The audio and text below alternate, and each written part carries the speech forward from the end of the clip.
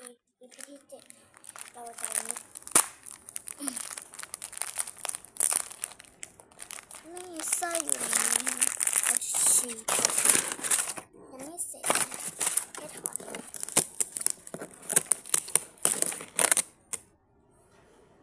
หลุดขาดครึ่งคนขาดครึ่งขาดท่อนไม่ใช่ขาดครึ่งบางคนก็ขาดท่องขาดท่องขาดครึ่งนะแต่เราก็ว่าขาดท่องขาดครึ่งนะฉีกแล้วขาดแล้ว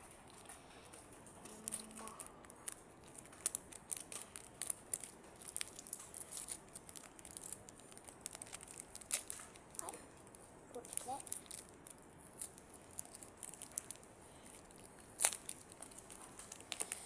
ไปต่อทำงั้นนะไม่ได้แล้วหมดเวลาบ๊ายบาย